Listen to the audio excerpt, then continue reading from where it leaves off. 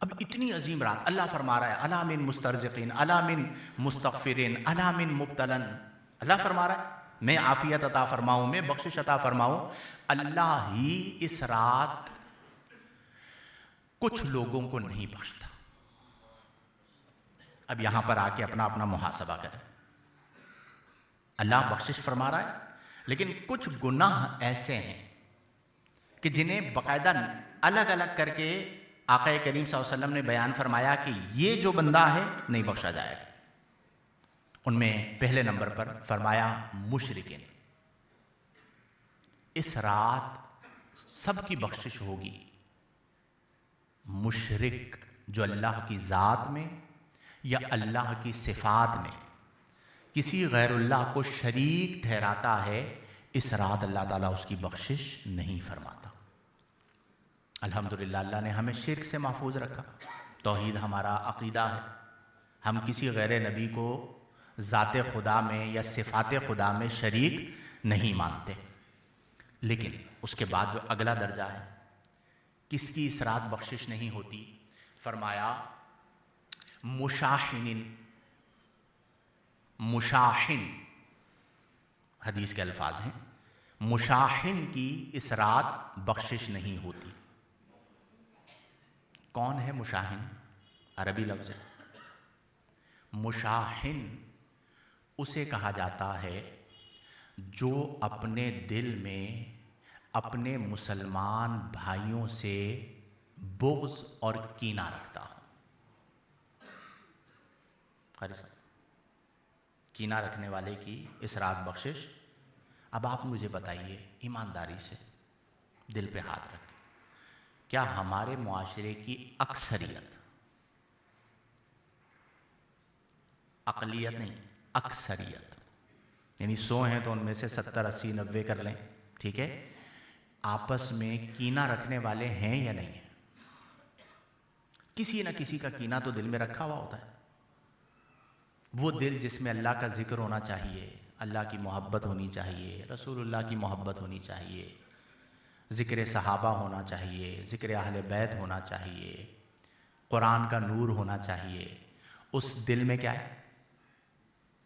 او فلاں رشتہ دار سے کینہ، پڑوسی سے کینہ، دوست سے کینہ، وداؤٹ اینی ریزن، بغیر کسی وجہ کینے میں مبتلا۔ اب آپ مجھے بتائیے کہ اتنی اہم ترین رات ہے اور مشاحن کی، کینہ رکھنے والے کی اس رات کیا نہیں ہوگی؟ کم از کم اپنے دلوں کو پاک تو کریں، ابھی بھی وقت ہے، منگل ہے ہمارے ہاں 15 شعبان، تو ابھی توبہ کریں۔ اور کیوں کینہ رکھیں؟ میرے پیارے دوستو، کینہ رکھ کے کیا ملتا ہے؟ پیسے ویسے ملتے ہیں؟ کوئی آپ کے اکاؤنٹ میں ٹرانزیکشن ہوتی ہے، پیسے ویسے آتے ہیں کہ بھئی کینہ رکھیں گے تو پیسے آئیں گے، تو کینہ رکھ لیتے ہیں تاکہ پیسے منتقل ہو جائیں؟ کیا ملتا ہے؟ الٹا نقصان ہے کہ اللہ تعالی لاکھوں جہنمیوں کو جہنم سے آزاد فرما رہا ہے، کینہ رکھنے والا نہیں بخشا جائے گا۔ تو مومن جو ہے نا، صوفی کو صوفی کیوں کہا جاتا ہے پتہ ہے آپ کو؟ فہیم قادری صوفی بننا ہے، کیسے بنیں گے؟ صفائے قلب۔ صوفی کو صوفی کیوں کہا جاتا ہے؟ صفائے قلب۔ اگر دل کا صفا نہیں ہے، صاف دل، تو پھر صوفی نہیں بن سکتے، دل کو ستھرا کرنا ہوگا۔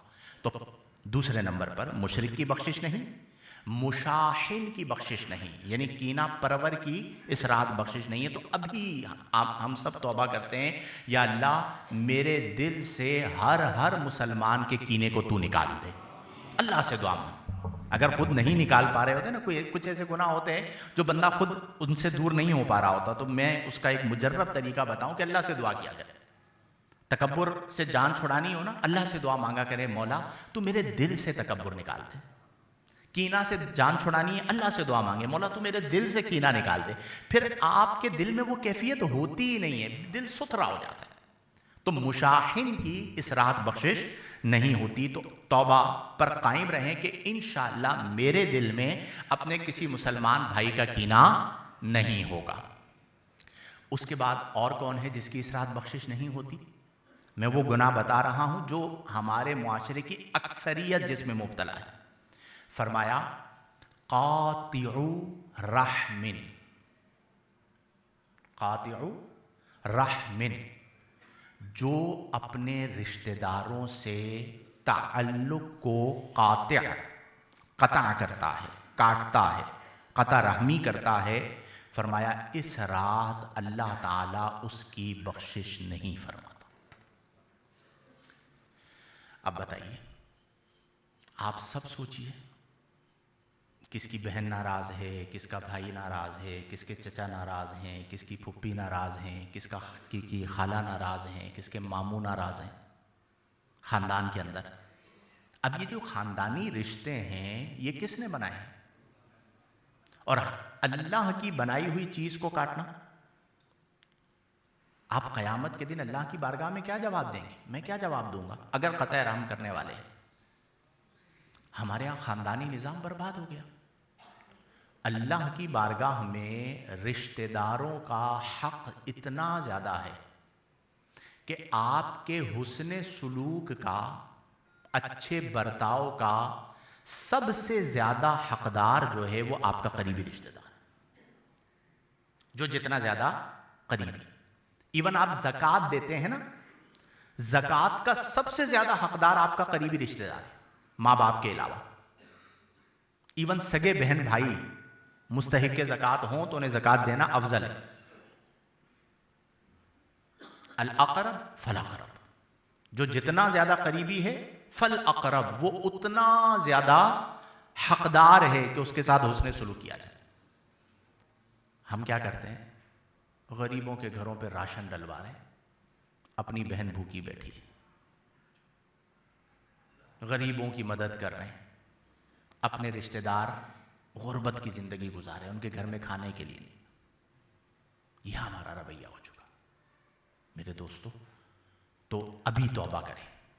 اور یہ جو ہمارے یہاں ہے نا کہ جی قطع تعلق رشتہ داروں سے، یہ اب فیشن بن چکا ہے. تھوڑا سا ایک پوزیشن اپ ہو جائے، پیسہ آ جائے یا کوئی نام وام بن جائے تو ہم کھاتے میں نہیں لاتے بھائی ان کی کیا حیثیت ہے.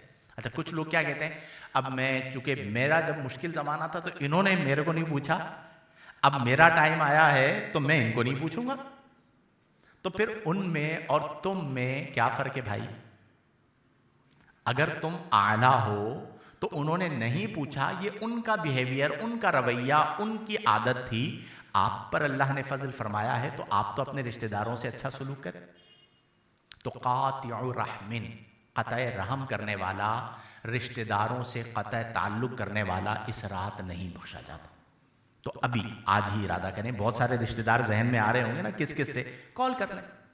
اور میں آپ کو لکھ کے دے رہا ہوں، اگر آپ کے ذہن میں شیطان یہ خیال ڈال رہا ہے نا کہ میں کال کروں گا تو ذلیل ہوں گا، میں آپ کو منبر رسول پر بتا رہا ہوں کہ آپ کال کیجئے، اللہ تعالیٰ آپ کی عزت میں اضافہ فرمائے گا. لکھ لیں، محبت میں اضافہ ہوگا. اس کے لیے سرپرائز ہوگا، یار مجھے کال کی، اتنی سی زندگی ہے، کل مر جانا ہے. ہم سے اوپر دو نسلوں کا کیا ہے، کس کی کیا ناراضگی تھی ہمیں کیا پتا، قبر میں مل گئے. اتنی سی زندگی ہے تو اسے نفرتوں کے ساتھ گزارنے سے بہتر ہے محبتوں کے ساتھ گزار دیجئے. یا معاف کر دیجئے، دل بڑا کر لیجئے.